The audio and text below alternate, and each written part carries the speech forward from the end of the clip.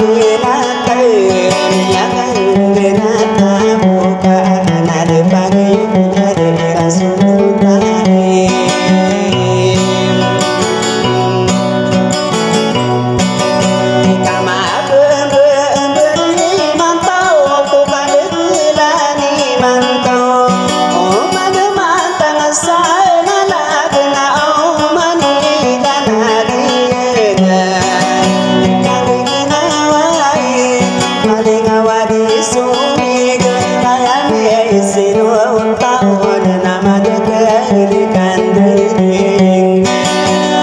mata dekin nana inu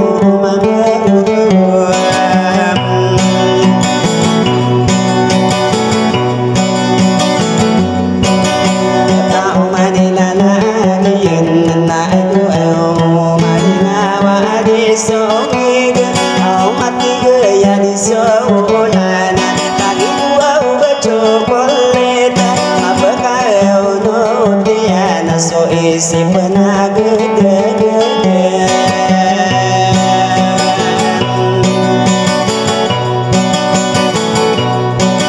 kenapa kiswa wasawa larung belade nakena amai buka tuman nau tegide na mana kepudin kasamberan tata ino sena nabi na kapsuna na ino kadira idura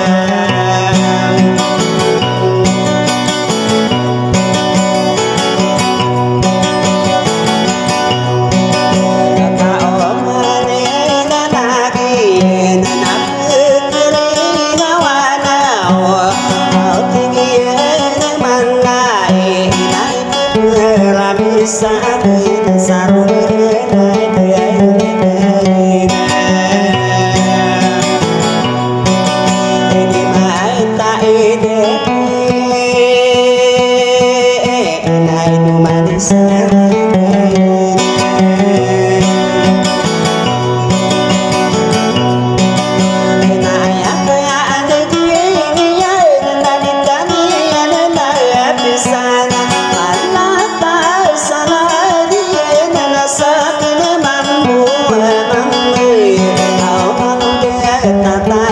sena yasri no borame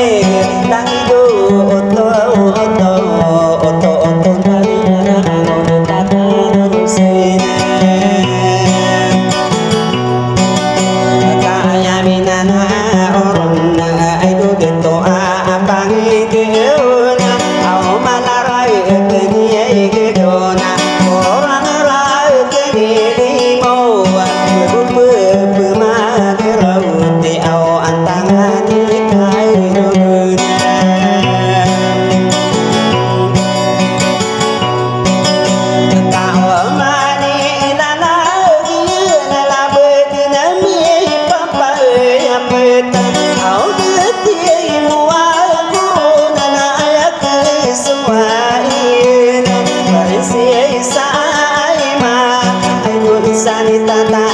sena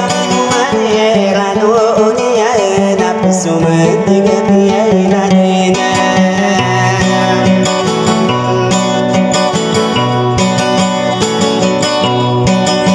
na di pemapekade na ya sisa na sapikir ayaki dulu na anak yo bau kiyo mangin dulu benasaran nonna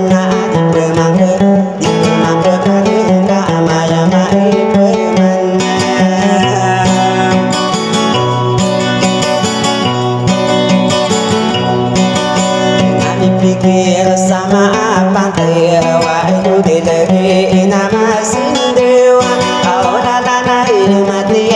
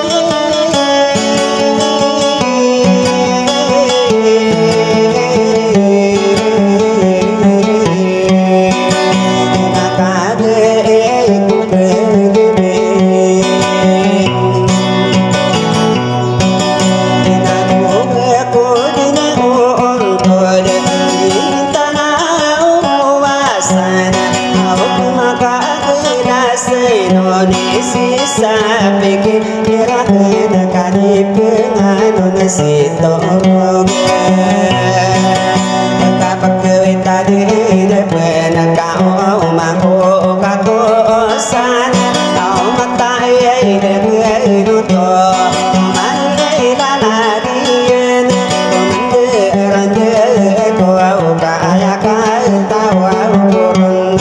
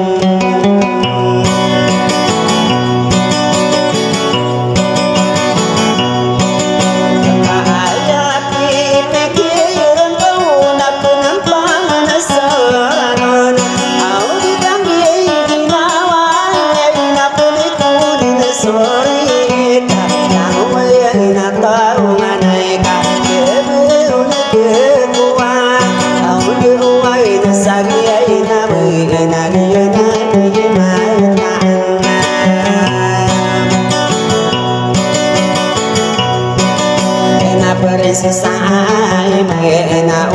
wadina bersed, oh pergi mana pikir.